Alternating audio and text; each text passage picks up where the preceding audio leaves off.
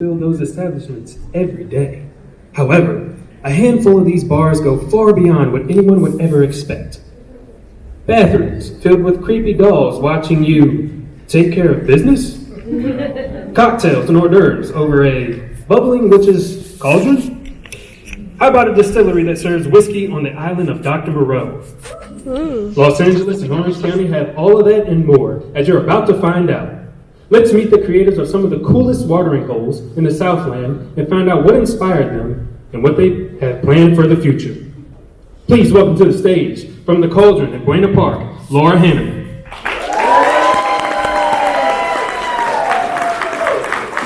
From the home of the best damn pizza place in Long Beach, the Fourth Horseman, Ryan Hughes.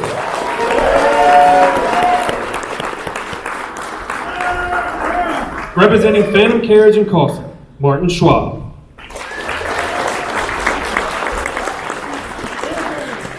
If you say his name 3 times, he appears. So say it with me, Long Beach. All the way from Beetle House, LA, it's Zach Neal. Zach Neal. Zach Neal. From the deep jungles of Los Angeles and the Lost Spirits Distillery, Brian Davis. And your host, a man who was always thirsty for fine drink, the creative director of Midsummer Scream, Rick West.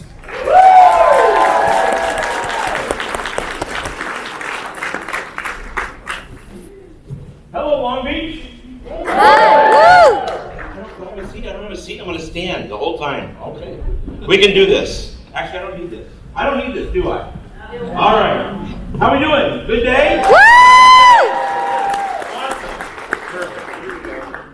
All right, so I'm guessing you guys are bar fans in here? Yeah! Perfect. Okay, so do I have a clicker? Do we have a clicker for this, or no? Just we have a PowerPoint presentation actually. It's on. Okay. Well, you know, we can tell the joke for a second. Pirate's favorite kind of songs. Pirate's favorite kind of songs. That's our guy. Argyle. Yeah, tell bar jokes for a second. That's good. Can you tell me in the day? It's like, oh shit, let's just get real loose in here. What did the barfly say? I'm a little buzzed. We'll spin a great, like, only feel sad joke. No hands? Oh, come on, guys. We'll give something away. Yep. I didn't know that. What did the lover say? I ain't got nobody. There we go. The clicker works and the PowerPoint works. Woo! All right, hello, Long Beach. Hi!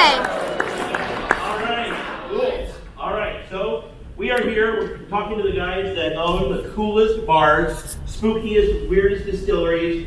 You guys ready to get into it? All right, away we go. Damn Carriage, any damn Carriage? All right, here we go. So we have Martin Schwab, and Martin was one of the founders of Damn Carriage. Okay, well, why don't you tell us the story of that and what Damn Carriage was all about? All right. I'm a Halloween child.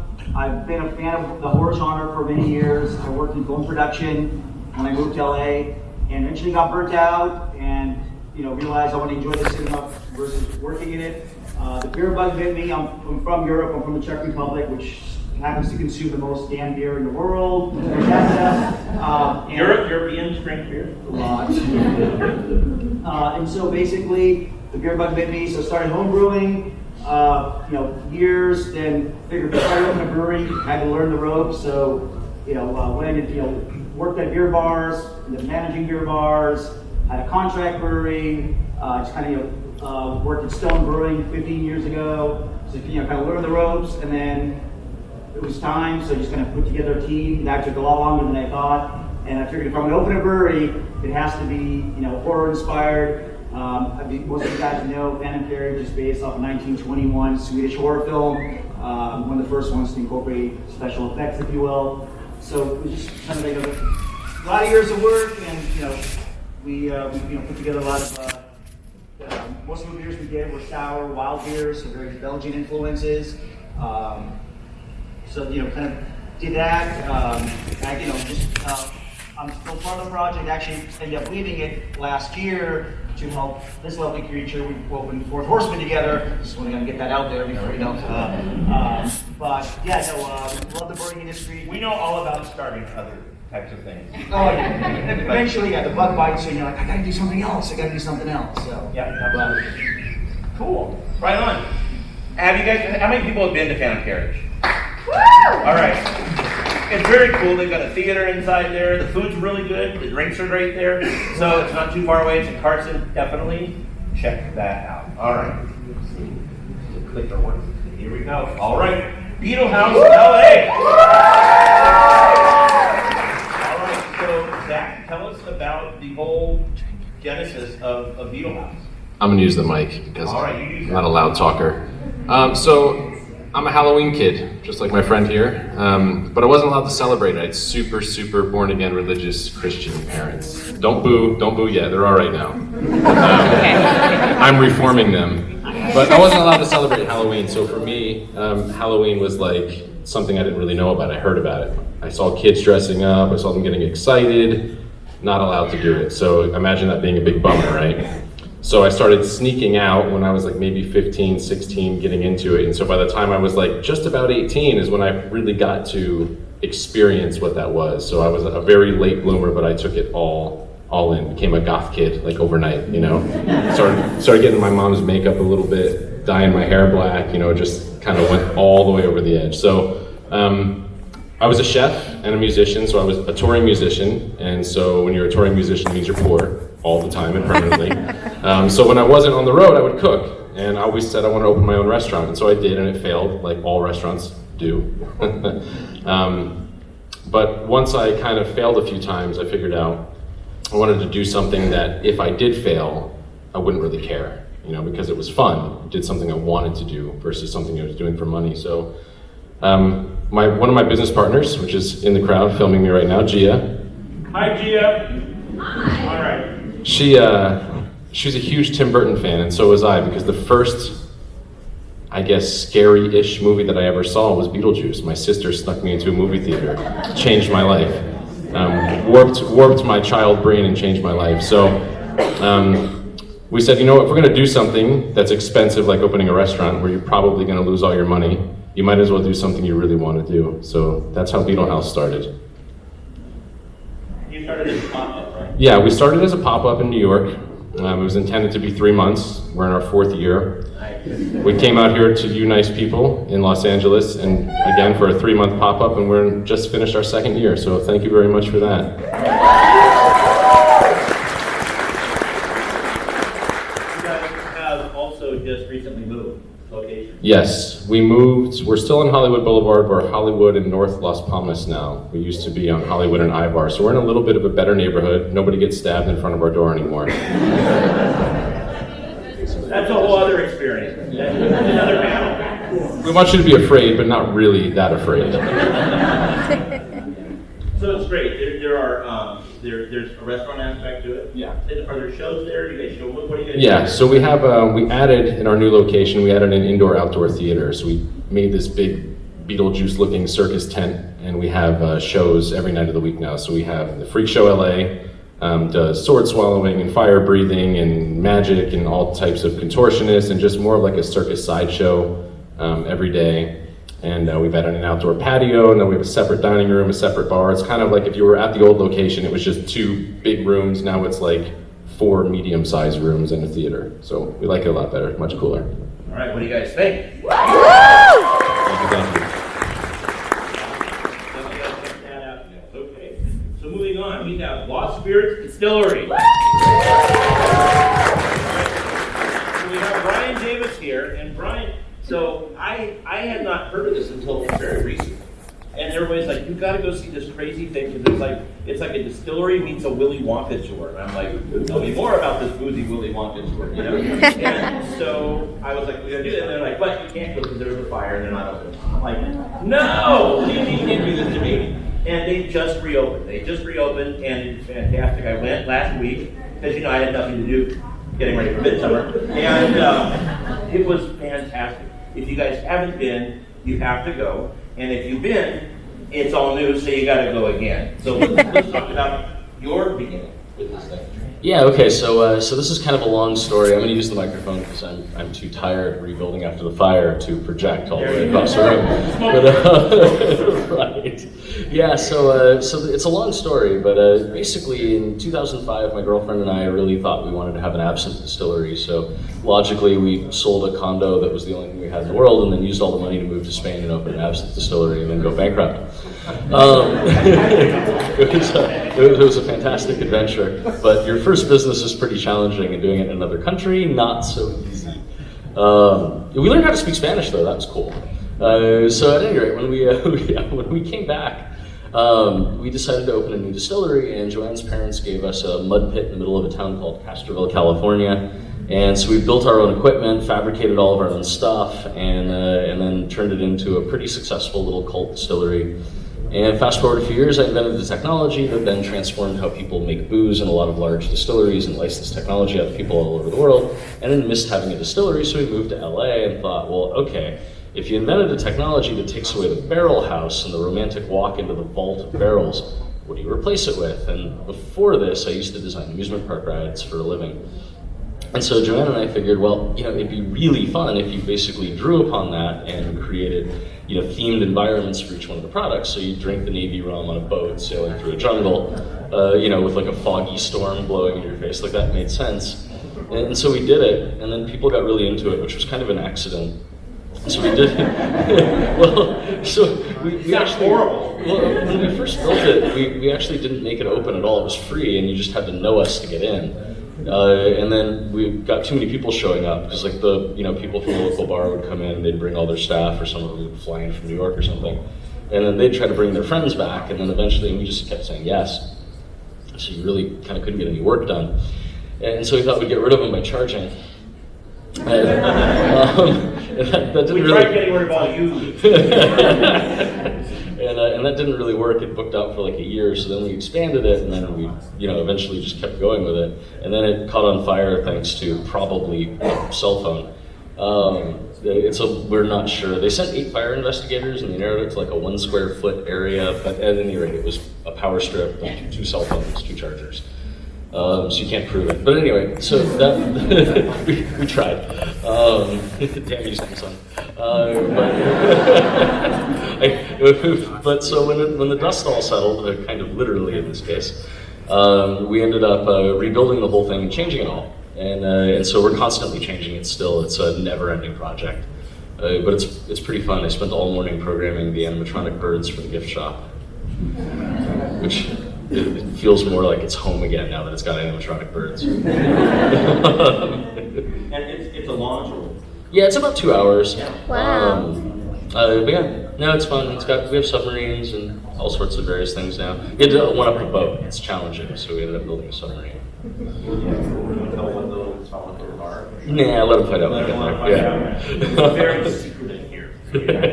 But it's crazy. The environments that you go through, and just the nature of the beast, and the way that they've worked out, like the logistics of moving people around this thing, are ridiculous. It's really, really, really good. So, who's down to go check that out?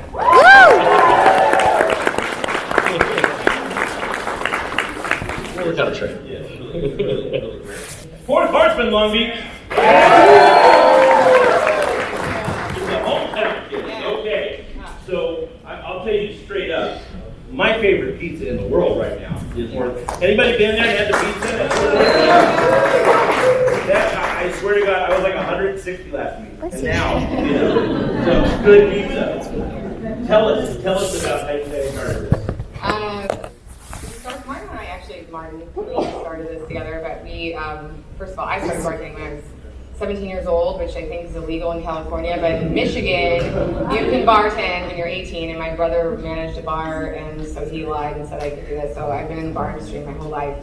I went to art school. I got out of art school, I was still bartending, and I realized I was making a little bit more money behind a bar than I was going to be an intern, picking up someone's coffee, and so being in a bar has been my whole life.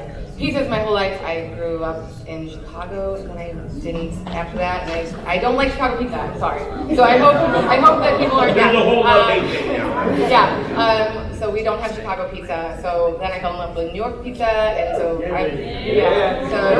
we're kind of a little hybrid. And I met this guy years and years ago when he was drawing pictures of what ended up being Phantom Carriage on a napkin at a bar that I worked at, and then now we like each other a lot. So but we started talking about something that we wanted to do together, and pizza and beer and wine and all of this was kind of our thing. And so we started drawing pictures of things on a piece of paper of what we wanted to do, and the name The Fourth Horseman came out because we wanted to do something that was just kind of like bring hell to the scene, doing something different and bringing something that was not just normal pizzeria, not just normal beer. And then, fast forward 3 years later, we found a bar on 4th Street in Long Beach where we live, so it kind of seems like we've been planning this whole time, but it was Christmas, I guess, or I don't know.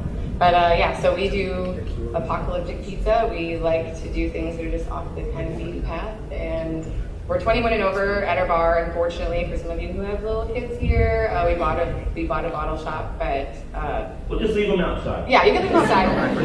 We do a door guy who might be in the room right now. I don't know, he might be at work, but we call him door guy. So his name's David. But so I don't know. Oh, it's great. You guys have been? How many people have been? All right. We're a couple blocks away. If you have not been, we're literally up Pine on 4th. You make a left. We do, and I think that you guys can see that same picture I can. We do pizza by the slice. You can take beer and wine to go. It's great. It's a great location. Different place from what is normally around. I was there like 3 times. I'm like, oh wait a minute, it's on 4th Street. So it's a Fourth Horseman. We didn't do it on purpose. It just happened. Yeah. Great. Yeah. I think it's better that it didn't. That it was like the world made it happen on 4th Street. The apocalypse. The end of the world maybe made it happen. What is it? Thank you. The Cauldron. So, if you guys have been coming to our shows for any amount of time, you know that we know Laura, and Laura has a great history, and we're going to get into that a little bit because that all kind of culminates into what the Cauldron became. So let's back up about. It's not that old, right? So when I was 5, I started. Okay. Just kidding.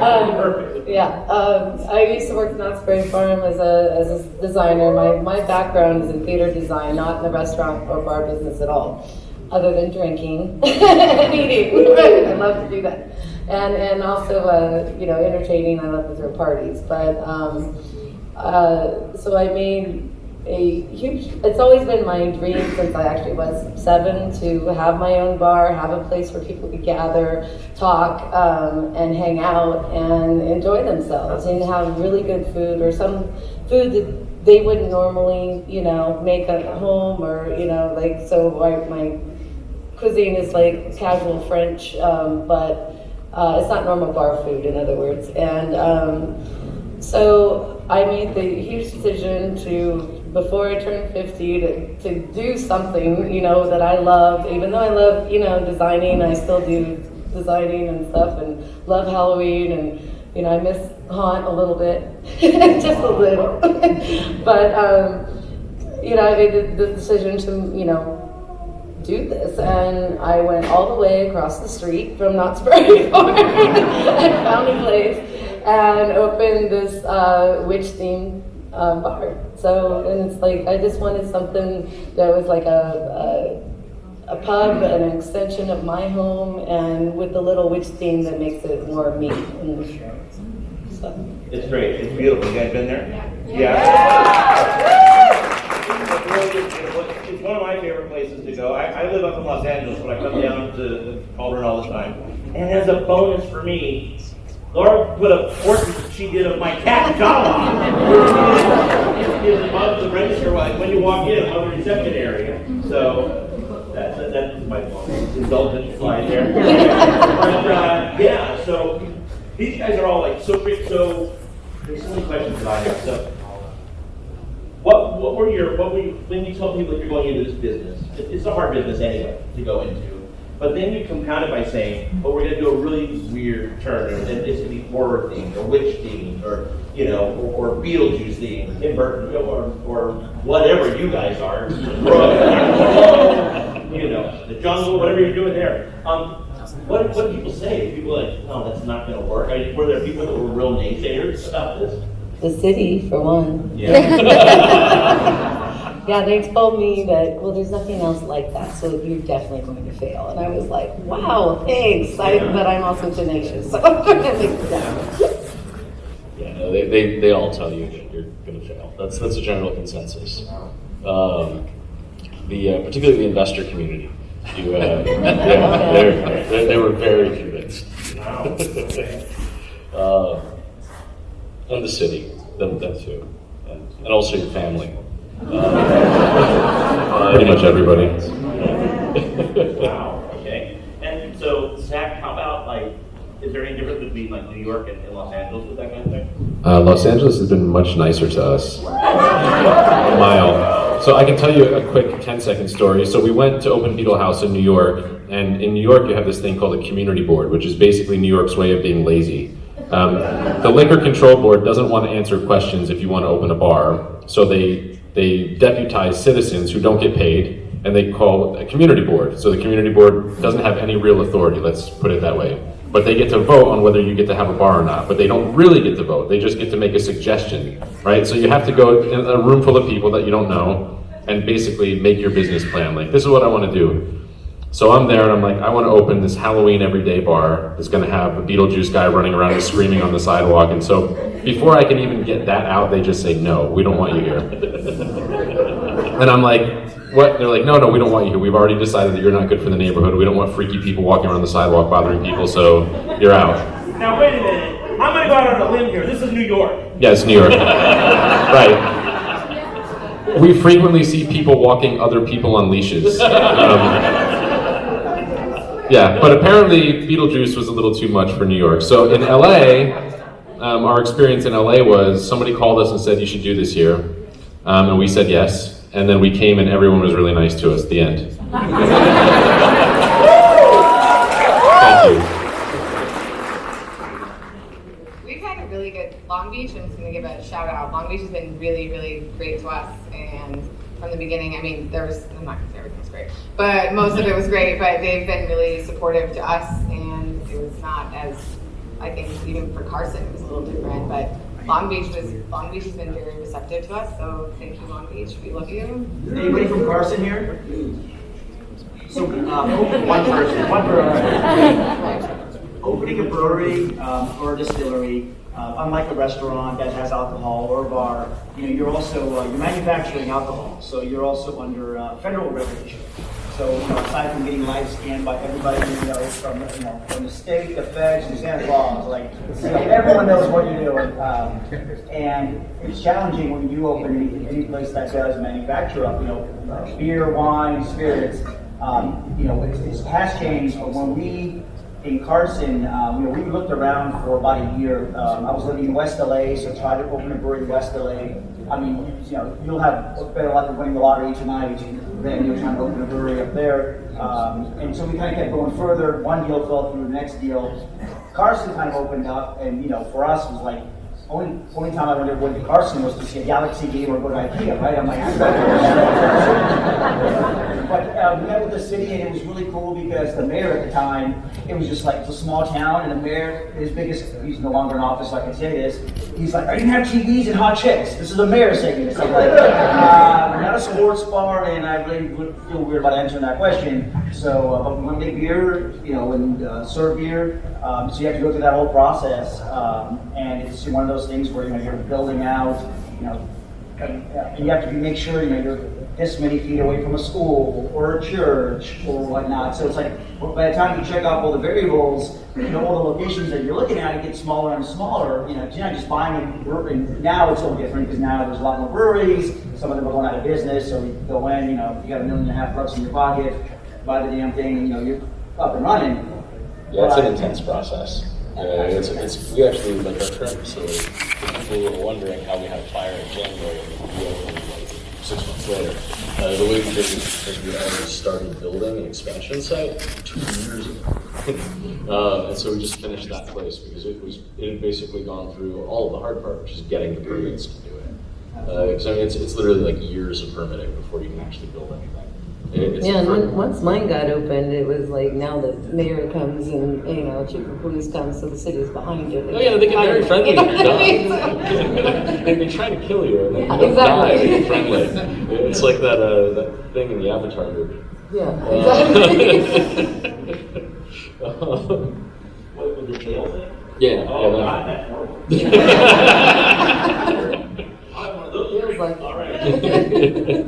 So, now, I know that yours and Laura, you guys you have a lot of like tricks going on. There's a lot of visual stuff going on in yours. Like you guys are pretty straightforward. You have the screen like funky, crazy, old, horror type films. And Beetle House is pretty much, pretty standard, like not pretty standard, it's Beetle House. But you know what I mean. There's not like boat sailing and things, right? No VR, no roller. So, tell us about the design aspect of that. Like, tell us about that process. Well, designing mazes and including scares and special effects, brought me to I want something that's a little bit more subtle than scaring the drink out of your hand, right? So, but I also wanted to feel like, like ghosts were moving books, or you see shadows of a cat walking across the bar and things like that. I want people to go, oh, did I just see that, or did that really happen, or it just adds to the ambiance and makes it a little more fun than just a normal bar. And the more you drink, the more you see. Yeah. The more you drink, right? Right. And Brian, what do you? Yeah, it's actually, in all honesty, the most fun part of it. So our business is really, really odd compared to most people's businesses in the sense that we have a technology company and a whole engineering team and also a distillery, and then the tour thing, which just kind of happened. And so the tour thing was actually like our hobby. And so because I actually have electrical engineers, chemical engineers, I have a full-on equivalent to an Imagineering squad that didn't intend to do this. They were all there to engineer equipment that we were shipping to other countries and stuff for distilleries using our technology.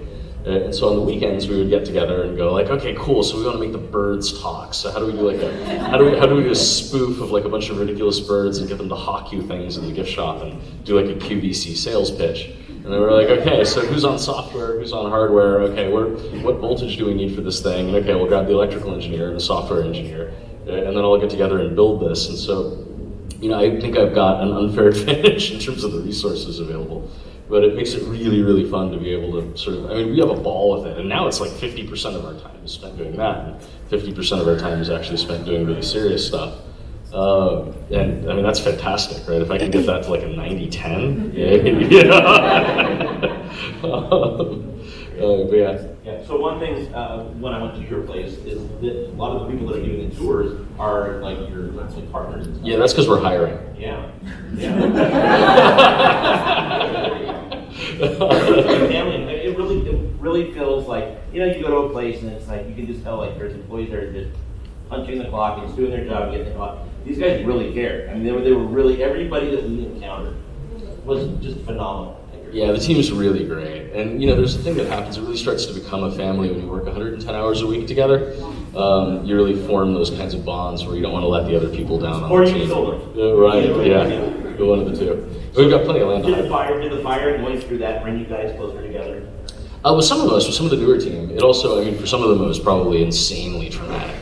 Because there are people that have been with us for 4 or 5 years and they're used to us constantly ripping everything out as soon as we finished it and then starting over. And so for the new ones, it was just like, what the hell is this? What do you mean there are no days off for 5 months? And you're catering in our food. We don't understand. But yeah, it was fun. It was a great ride. I think it made them a lot stronger for some of them. That's great. It's really great. And Laura, you got the same kind of vibe. Absolutely, yeah, it's a family. I'm always there, but you can't do these things alone, right? And so it took an army to build it.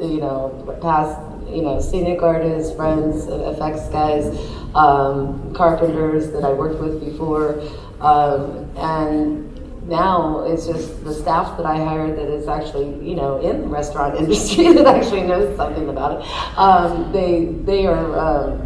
But yeah, now my new family. So, and it's home. So it's like when they'll actually say to people, "Welcome home," when they come in. Yeah, it's really great. I mean, it's a testament to Laura. Like, people will get off their shift, they've been there all day doing this nonstop for hours and hours, and they just like hang out then for extra hours and hours, just hanging out at the bar and just talking and just chilling. And that's not many workplaces like that, so that's really, really cool. Do you guys experience that also at Fourth Horseman? We do. Your staff is really, Yeah, our staff- everybody's staff is really, really Yeah. friendly, so they obviously love what they're doing, right? So tell us more about your staff. Have they been with you for a long time? Or? Well, a lot of our staff came from Fan Carriage and followed Okay. us to Okay. Fourth Horseman. Another thing we have in common. Yeah, yeah. Sorry, Can I we say didn't about have. We actually didn't take anybody. That was a big thing when we moved on. It's not. We weren't going to take anybody. We wanted to keep everything as it was. But a lot of the people that we work with now have been working with us for going on, I don't know, up to 3-4 years. Our chef even worked with us at Phantom Carriage, and he left to work open Gabby James in Redondo Beach. But he had pizza experience before, so we had kind of picking his brain for years. So a lot of the things that our menu, Martin and I secretly been picking his brain about and talking to him. So even though we've only been open a year, we've kind of got this group of people that have been together for 3 to 4 years. So sometimes it's almost too much family where you're like, you need to go home, but we love them all. Do we understand that? Yeah. We love them all, and yes, they're all definitely family. And everybody lives in Long Beach, so it's also nice that everybody can get off work and hang out at the bar. Yeah. And Zach, how your crews do they vary? Is it like a different vibe on different coasts, or the same thing? Or?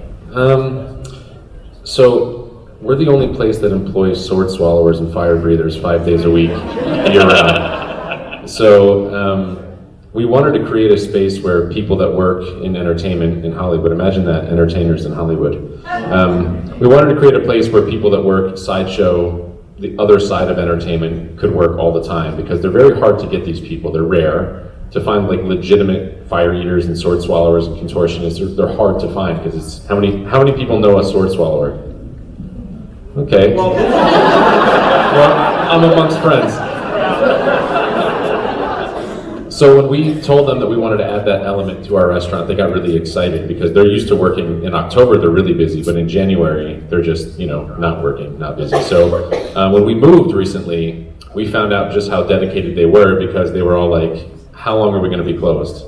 It's like, I don't know, maybe 6 weeks, 8 weeks. And they're like, what if we all volunteered to paint and move and help? And then so we put a video up on our Instagram. Our entire staff literally worked 7 days a week. We're talking 50 some people worked 7 days a week for 4 weeks so that we could move. We paid them, don't worry. We're good with the labor department. But it was just that willingness. So I think we've created something really special. We started, none of us knew each other. We came here from New York, and so we didn't know these people, but they love it. They love it there, and it's a home for them. That's great.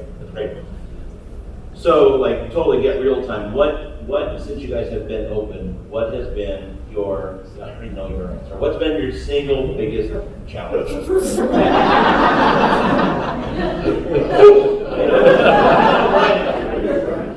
You just finished it too. Or how about you? I don't know, because compared to what I used to do, this is easy. You know what I mean?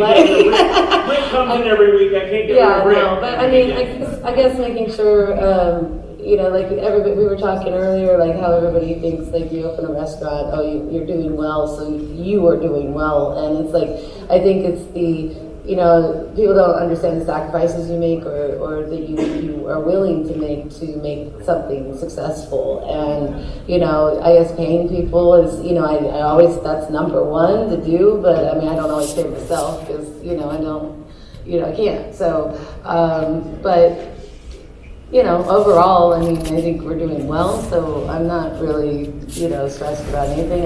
Maybe what soup to make every day, that would be a challenge. Yeah. Absolutely. And they do. You can go in, it doesn't matter what night you go in, unless they're closed. But any night you go in, there's always people in there. It's really taken off. And we haven't done a whole lot of advertising either. It's just been word of mouth and friends and locals, and it's been great, and it keeps growing. So every day we see, people in new and, from like Ion LA came in or whatever and helped out. But I mean, like, as far as getting the word out there, but it's been a lot of fun to meet new people and see them come back. You know, that's the meaning. That's like a lot of locals. Yes. A lot of local stuff. It's really funny. So Carthay at DCA, they didn't fit into this category because it's Disney and that stuff. But Carthay, there's a bartender there that I would go into Carthay at DCA, and there's a bartender that I know there, which is pretty bad. Like when you go to Disneyland, the bartender know you. But I turned around, I'm at the bar one night, I called her, and I turned around, and he comes walking in. The bartender from Disney and from Carthay. So it's drawing people that are locals and also that are in the industry, which is really cool to discover. So, Yeah, we do have industry night on Wednesdays. So. There you go. All right. And you guys, Ryan and Martin, what about your biggest challenge? I mean, for me, I think exactly what she said, and that it's, you know, people don't understand the sacrifices that you give up, and friends don't understand why you don't call them back, or why you don't talk to them, or why you haven't responded to them in weeks, and they think you're doing well, there's a line out the door at the bar, so you must be making so much money, and I don't understand why you're super stressed. And I've definitely lost, I hope that I haven't lost a lot of friends, but I've definitely lost a lot of friends in the last year and a half, especially with Phantom Carriage. We lost some friends, but now it's another year and a half of doing another project, and besides him and my sister, there's not very many people that I talk to every day anymore. I think that's a huge thing that people don't understand. And just, not paying yourself and thinking, you're like, every day you look at your bank account, and when you get a paycheck every day, you're like, the paycheck shows up, and now we have to worry about it when you are the one signing the paycheck. So that's, you can have a line out the door, but it's still, there's lots of bills to pay in a bar that people don't think about. But, Well, when you when you open a restaurant or a brewery, when it's you and your buddies, and let's say it's kind of it's on that hobby side of us, right? So it's your buddies, and you all have your full-time jobs, you come in, you get some stuff done. That's kind of the kind of beginning phase. But once you start to grow and you start hiring employees, and all of a sudden you're dealing with the EDD, you've got payroll tax, and you're like, shit, I got 24 employees. And my philosophy has always been, everyone works with us, somebody works for us. So it's one of those things where we all, I'll never ask somebody to do something that I can't do. I'm not a chef, so I'll go in and burn myself, but I'll try to do it. Control this clog. Guess what? I'm there just unclogging it. But it's one of those things where until you open and you're at the mercy of the general public. So that's a separate topic, but. It's a small group, the stress is a little less, and it's taxing on a lot of people, but as soon as you've got employees, and you've got big operations, and you've got employees, it's not just you, but you've got other people's livelihoods relying on you. And so there's been times from the brewery or the bar where you don't pay yourself, and because you want to make sure payroll's coming up, you got to cover that first. And then if I'm eating top ramen, so be it. It doesn't get better either. I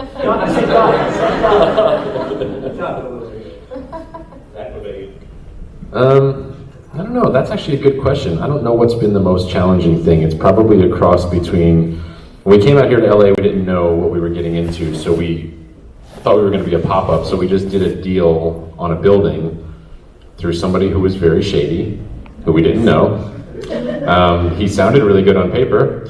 He presented really well, and then ended up selling our lease out from under us without any warning, and also had multiple buildings running off of our electric bill, and was scamming us on our insurance payments. And so after he embezzled a couple $100,000, I would say that was probably the biggest challenge in LA. His name was Beetlejuice. So that was challenging here, but I think in general, it's for me overall is the brand matters more than the money, if that makes sense. When you create something and you love it, and you're so into it, and you're so proud of it, and then it has a slow month, it's not like you opened a sandwich store called Zach Sandwiches, where I don't care if it closes or not, because it's not, but you love it, and so you have to make those decisions all the time on how many times can I fly back and forth from New York to LA, spending money, not making money, because I need to keep my 50 people eating, and I want to keep this open. So that's the whole thing, is the brand starts to become more important than the money. I don't care if we're making money as long as we're open. As long as we're open and people can come and have fun. So I think that's been a tightrope dance a little bit. Sometimes it's good, sometimes it's a little tough. Oh God. I mean, probably the biggest challenge. Oh boy, biggest challenge. It's gotta be the fire. Come on. Well, I mean, no, actually, it probably wasn't. But yeah, probably the biggest challenge. So when we, after the tour sort of took off, and the distillery needed to have more capacity for the actual booze because we couldn't fill our distributors' orders anymore because their shop would take all the product. And our old facility didn't have the ability to store enough flammable liquid to be able to increase the capacity any further. Because unlike a brewery, we have one extra special challenge, which is that booze is flammable. So it's sort of like making edible gasoline. I mean, delicious edible gasoline, but you get the idea. And so when we decided that we wanted to build a bigger one, which is what we're now using as the central location, our new one's multiple buildings and different locations, but when we set out to build that space 2 years ago, we realized just how incredibly challenging it is to build one at a larger scale. And it was really, really difficult. There was a lot of engineering challenges, especially because our equipment, this is technical, but our equipment works in a certain way that won't work with the conventional strategy that's used to build a facility like that. So we had to essentially invent a new strategy and then get like state and local government buy-in on the engineering behind it, which was, that was hard. Yeah, that's great. So, but that It involved a ball pit. That leads into our last topic, which is really exciting to me anyway. Expansion and what comes next, or what do you see on the horizon? Because we all know that creative people, you don't sit still very long, and suddenly you start getting itchy and want to do something new and something else. So, Brian, what's next? What comes next? Oh God. So we're taking an easy year off this year. We just got done rebuilding after the fire, so we're just doing all of the button-up stuff. So we're finishing the gift shop bird show and getting an entirely new bird show up. That was started this morning. We're almost done redoing the Blade Runner-esque tasting room hologram shows so that becomes a full themed show.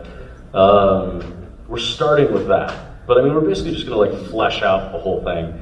And so when it's all done, it becomes more elaborate than the original. But you know, yeah, it's gonna be fun. That's good. So slow, easy year. Yeah, and in that we're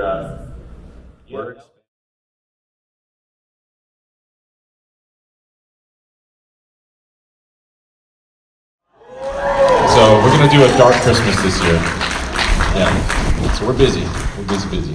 Who's ready for that Krampus pop? Mark? With Fort Horseman, we're small, we're expanding. I'll let Ryan talk more about that. We're looking at another project, full liquor, in Long Beach. We can't really talk much about that right now, but just all the projects now keeping in Long Beach. So we're trying to kind of focus on Fort Horseman, grow it with with the brewing side. There's other projects that at other breweries that working on, but it's all just preliminary right now. So we'll see where it all goes. But everything that I'm trying to work on and working on, it's all worthy, which let them read that stuff. So yeah. That's awesome. What he said, yeah, we have it. Fourth Horseman has a catering license, so we are also looking to expand into doing a lot of things because we have we're looking to getting a mobile pizza oven, and we can do beer and wine to go. We also have Festival Obscura, which is it's an event company. We did a festival in Sunnyside Cemetery last year. We're working to still continue to raise funds for Sunnyside Cemetery, and hopefully, actually, there's a whole other subject, but Sunnyside might be being taken over by the city. There's a vote this week or next week, but we're working with that, and we're doing other horror-themed beer, wine, music, art festivals. We have one coming up, hopefully, it's coming up in October. We just haven't announced it yet, so that's a secret. That'll be coming out soon. And yeah, that's where we are. Awesome. That's great. As for me, I've been only open for a year and a half as well, so it's to expand or to move on. I mean, I have lots of ideas if anyone wants to invest, but for now, I'm actually looking at the basement. There's a basement in our facility, so if I can open that for more of a banquet type, make it a spooky, almost wine cellar kind of feeling down there, would be great. So that's what I'm working on right now. That's great.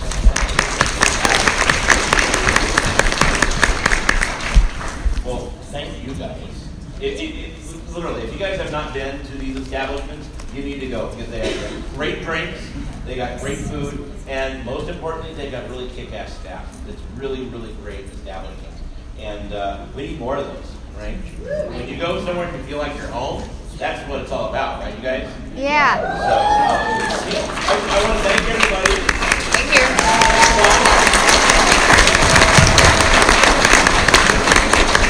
And I want to thank all you guys. Take one. Take one. All right. We hope to see you tonight at the Brim Gala. The screening in this room is going to be with Don Hahn and Rob Minkoff. They're going to do the Haunted Mansion movie screening, and they're going to comment during that. Then there's also dancing and booze and games and fun upstairs. So come on out. It's going to be a great night to never remember. Thank you, guys.